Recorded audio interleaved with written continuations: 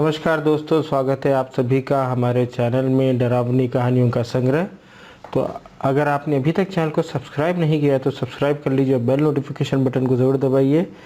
आज की कहानी है प्यासी रूह। रात के करीब 2:30 बज रहे होंगे। नाइट शिफ्ट करने के बाद मैं पैदल ऑफिस से घर की ओर लौट रहा था। वाहन न होने के कारण बीते 1-1.5 साल से महानगर की सूनी बियावान और लंबी सड़कें हम साया बनकर मेरे साथ चलती हैं। बाप रे, इतनी लंबी लंबी और भूतिया सड़कें ख़त्म होने का नाम ही नहीं लेती। बस चलती रहती हैं, रुकने का नाम ही नहीं लेती।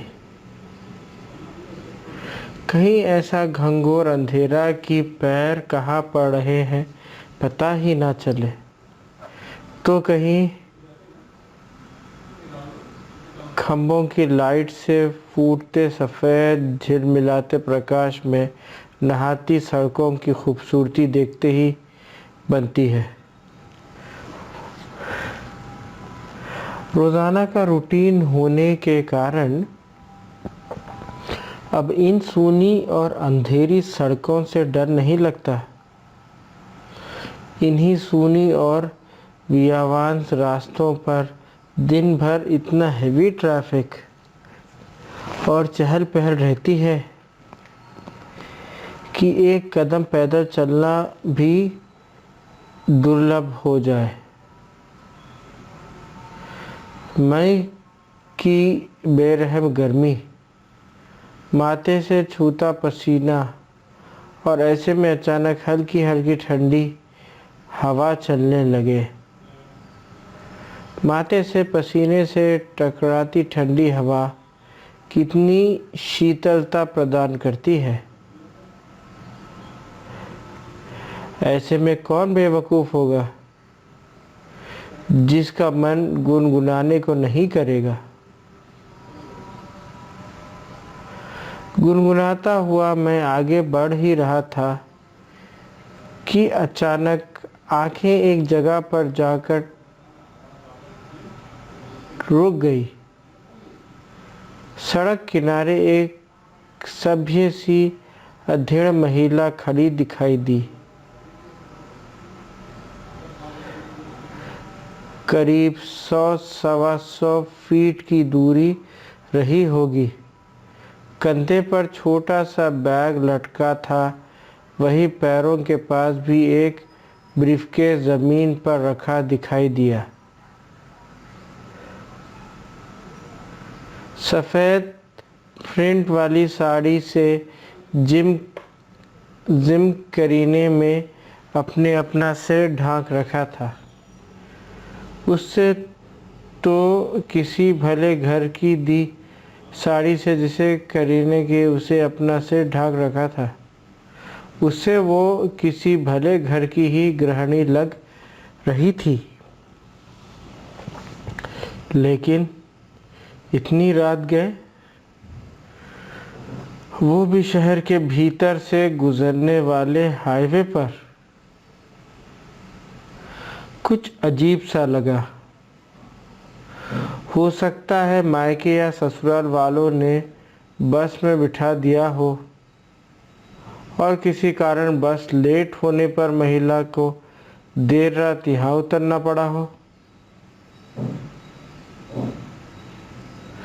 शायद उसका घर यहीं कहीं आसपास ही होगा, या फिर शायद सवारी ऑटो या रिक्शा का इंतज़ार कर रही हो। लेकिन इतनी रात गए रिक्शा कहाँ मिलेगा। शायद घर का कोई परिजन गाड़ी लेकर आ रहा होगा।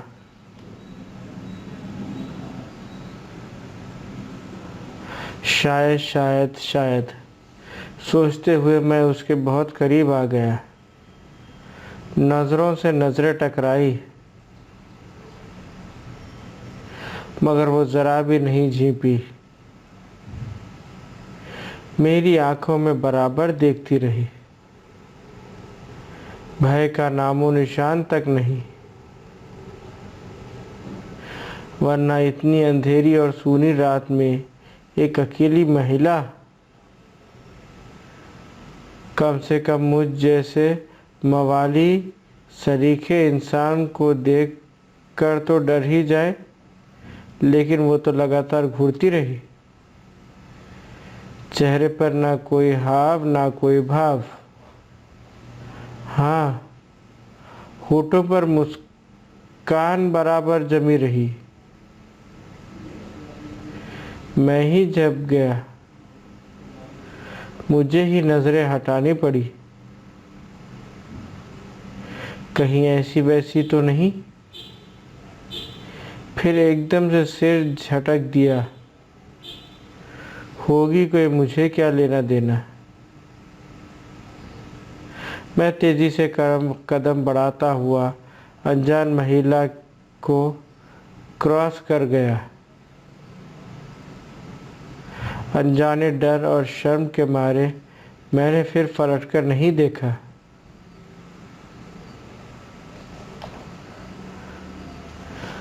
न जाने वो क्या सोच बैठे। चलते चलते मैं दूसरी सड़क पर आ पहुंचा। अब वो सड़क और महिला पूरी तरह से ओझल हो चुकी थी। कहीं कोई भूत वूत तो नहीं थी। थोड़ी देर पहले भला लगने वाला रास्ता अब भयभीत करने लगा था।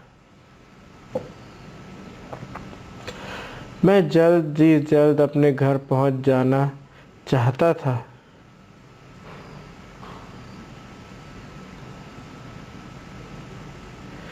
इसी वजह से चाल में गजब की तेज़ी आ गई और बड़े बड़े ढग भरने लगा। करीब पौना किलोमीटर ही चला था कि अचानक मुंह से चीख निकल गई।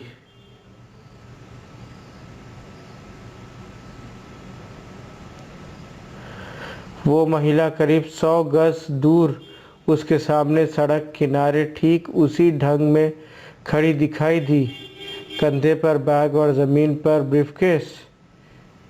ये कब यहाँ आ गई? एक ही रास्ता तो है।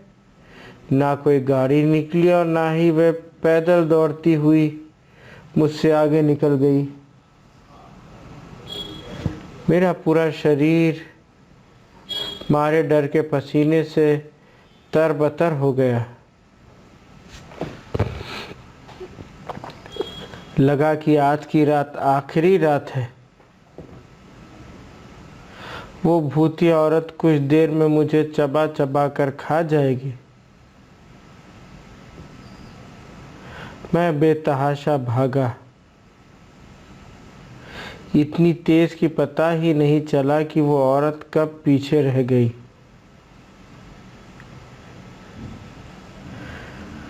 भागता रहा और सीधे घर पर जाकर ही रुका।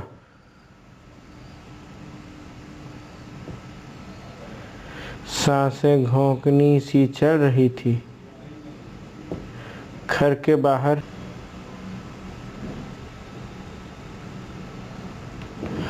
के बाहर ही कुछ पल खड़ा रहकर अपनी सांसों पर कंट्रोल किया। अगले दिन शाम करीब 5 बजे ऑफिस पहुंच गया। एक बुजुर्ग कर्मचारी को रात का सारा घटनाक्रम सुना डाला। हंसते हुए बोले, नूर चचा, अरे कहीं बूझ खाने के पास की बात नहीं कर रहा? बूच डरवाना है, बुदबुदाया। बूच डर खाना, स्लॉटर हाउस, जहाँ जानवर कटते हैं। बेटा वो सड़क बहुत ख़तरनाक है, बहुत हादसे होते हैं वहाँ। तेज़ रफ्तार बड़ी गाड़ियों ने बहुत सारे लोगों को कुचला है। सुना है कि कई साल बस का इंतज़ार कर रही एक औरत को भी एक ट्रक ने रौंद डाला था। तुझे ही नहीं, बहुत सारे लोगों को दिख चुकी है। लेकिन बेटा, भली औरत की रूह लगती है, कभी किसी को नुकसान नहीं पहुंचाती। मैं हैरान था और परेशान भी। अब कैसे निकलूँगा उस रास्ते से रात में पैदल, और एक आत्मा औरत की रूह से आमना सामना हुआ है मेरा, वो भी भली औरत की रूह। तो दोस्तों, ये कहानी आपको कैसी लगी हमें कमेंट में ज़रूर बताइए। अगर आपने चैनल को अभी तक सब्सक्राइब नहीं किया है तो सब्सक्राइब कर लीजिए और बेल नोटिफिकेशन बटन को ज़रूर दबाइए। ज़्यादा से ज़्यादा शेयर कीजिए, लाइक कीजिए। मिलते हैं आपसे अगली कहानी में, तब तक के लिए थैंक यू वेरी मच, धन्यवाद।